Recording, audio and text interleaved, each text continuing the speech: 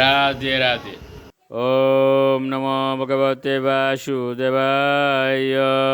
ওম নমো ভগবতে বাসুদেবায়। ওম নমো ভগবতে বাসুদেবায়।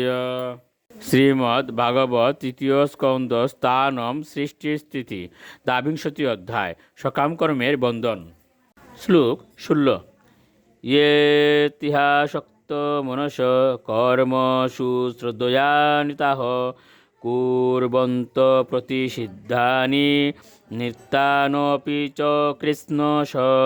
অনুবাদ: যারা এই জড়জগতের প্রতি অত্যন্ত আসক্ত তারা খুব সুন্দরভাবে এবং গভীর শ্রদ্ধা সহকারে তাদের কর্তব্য কর্ম সম্পাদন করে।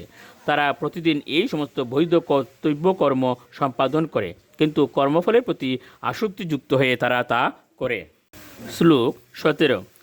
রজসা কুণ্ঠ মনস কামাত্মানু অজিতেন্দ্রিয়া পিতৃন যজন্তনুদিনম গৃহেষু অবিরতাশয়াঃ।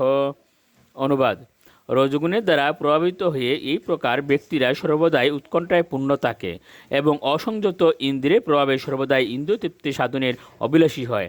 তারা পিতৃদের পূজা করে এবং তাদের পরিবারের বা সমাজের অথবা রাষ্ট্রীয় জীবনের অর্থনৈতিক উন্নতি সাধনের জন্য দিবারাত্রি ব্যস্ত থাকে। শ্লোক 18। তৈবর্গী কাস্তে পুরুষা বিমুখা অরিমে দোষ কতায়াম কত নিয়া উরু বিক্রমস্য মধুদিশ। অনুবাদ: এই প্রকার ব্যক্তিদের বলা হয় তৈবর্গিক, কারণ তারা ত্রিবর্গ সাধনে উৎসাহী। বৌদ্ধ জীবেদের ত্রাণকর্তা পরমেশ্বর ভগবানের প্রতি তারা বিমুখ। তারা পরমেশ্বর ভগবানের লীলা শ্রবণে আগ্রহী নয়, যা তার অপ্রাকৃত বিক্রমের জন্য শ্রবণীয়। শ্লোক 19। নূনম দৈবেন বিহতা ইয়ে চাচুত কথা সুদাম হিত্তা শৃণন্ত সদ্গাতাঃ পুরীশমিব বীরভুজ। অনুবাদ: এই প্রকার ব্যক্তিরা ভগবানের পরম আদেশ অনুসারে দণ্ডিত হয়। যেহেতু তারা ভগবানের লীলারূপ অমৃতের প্রতি বিমুখ, তাই তাদের বিষ্টাবুজি শুকুরের সঙ্গে তুলনা করা হয়। তারা ভগবানের চিন্ময় লীলা বিলাসের কথা না শুনে বিষয়াসক্ত মানুষদের কুৎসিত কার্যকলাপের কথা শ্রবণ করে। শ্লোক 20।